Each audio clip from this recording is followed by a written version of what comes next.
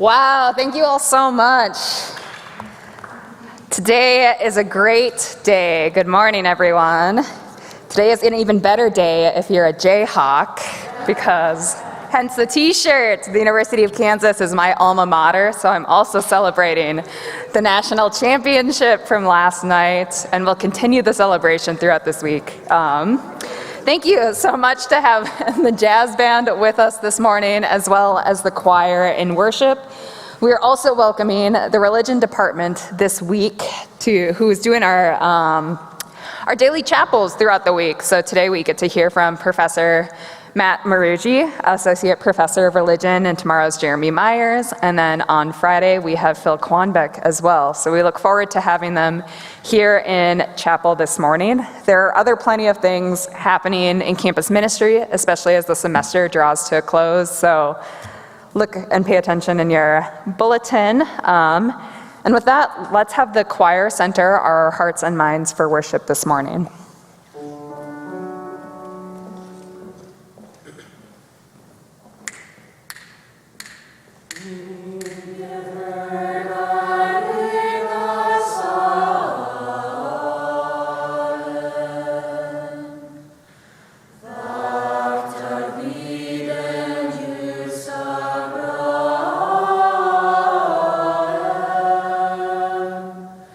Soul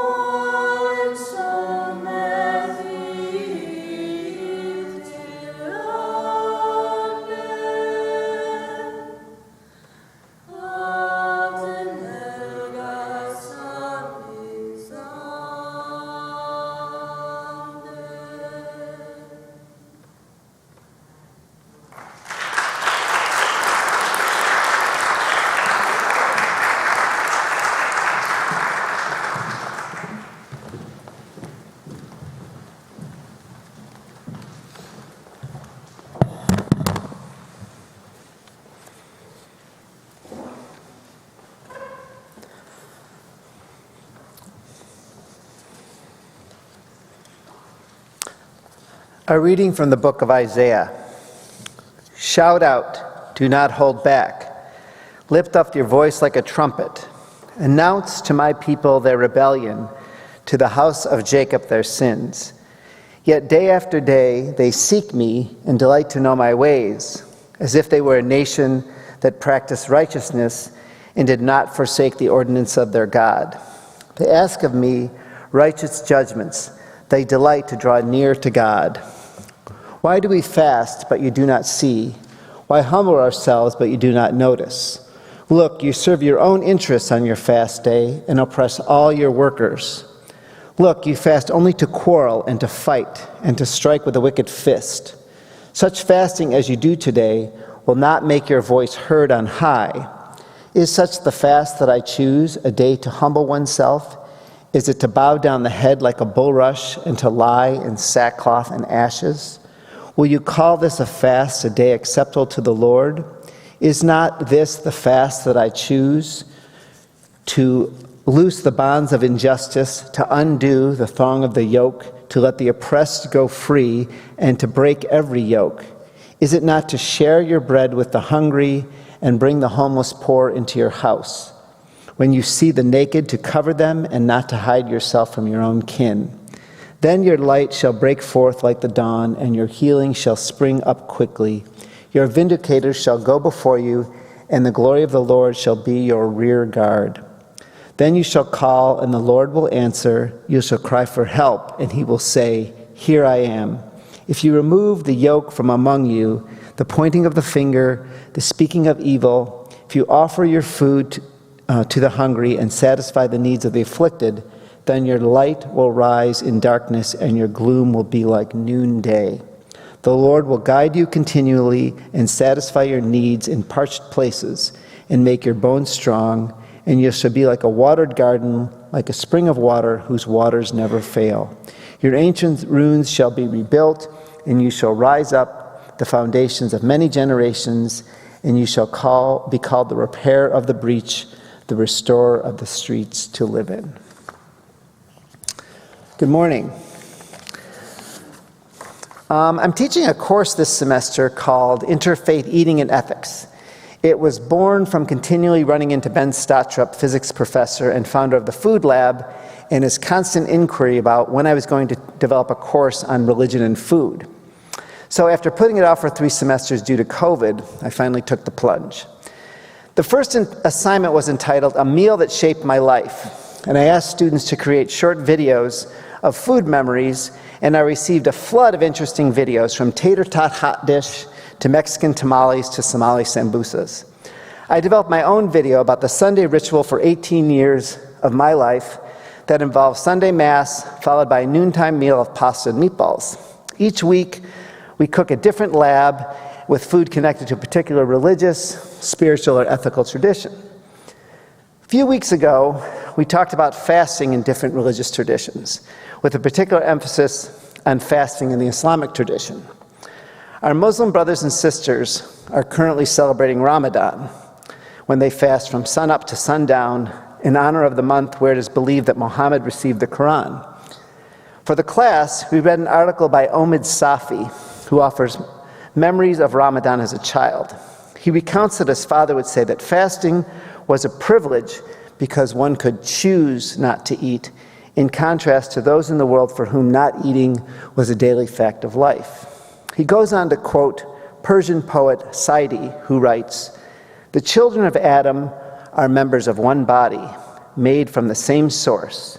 If one feels pain, the others cannot be indifferent to it. If you are unmoved by the suffering of others, you are not worthy of the name human being."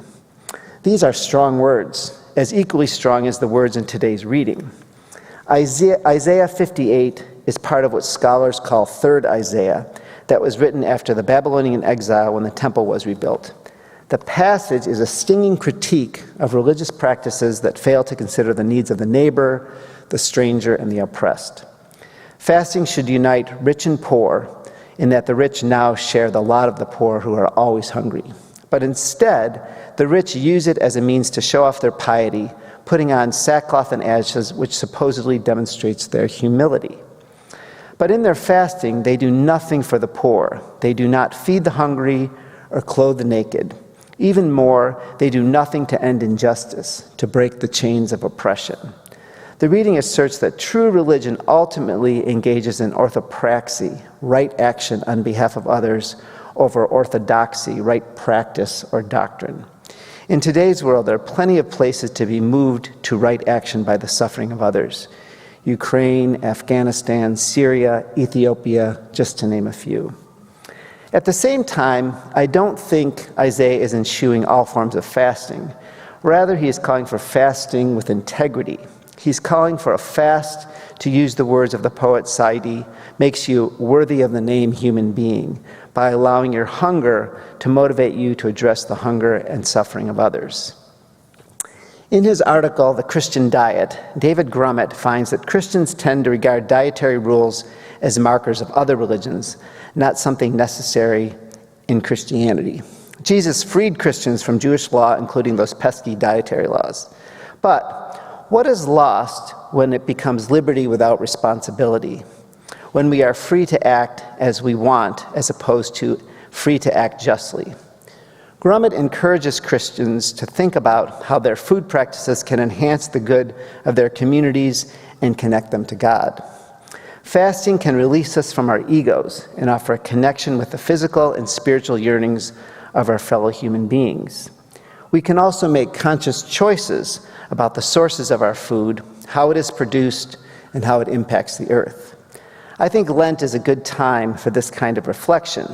The fact that this season coincides with Ramadan helps us to remember, along with the poet Saidi, that we, the children of Adam, are part of one body made from the same source.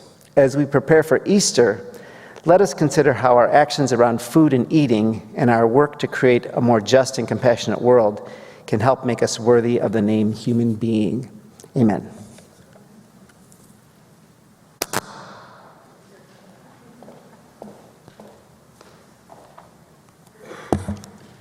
We invite the Augsburg Choir back up to sing one more song. And as they're coming up, I will also give you the sending and the blessing. So may you go forth today, remembering to loose the bonds of injustice, to let the oppressed go free, to break every yoke, share bread with the hungry, and bring the homeless into your home. And remember to be a neighbor to others. Amen. Take it away. We'll camp a little while in the wilderness, in the wilderness, in the wilderness. We'll camp a little while in the wilderness, then we'll all journey home. We'll all journey home. We'll all journey home. We'll camp a little while in the wilderness, then we'll all journey home. Students, are you ready? Ready, are you ready? Oh, students, are you ready? Then we'll all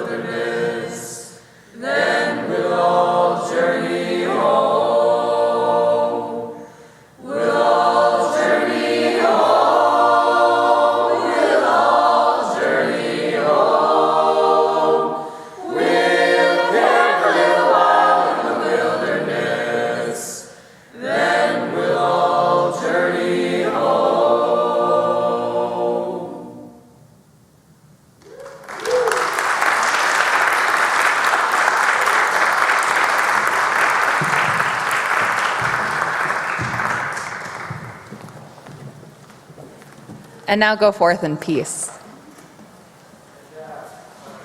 Oh, sorry, and the jazz band is playing again. Sorry, they'll send us out.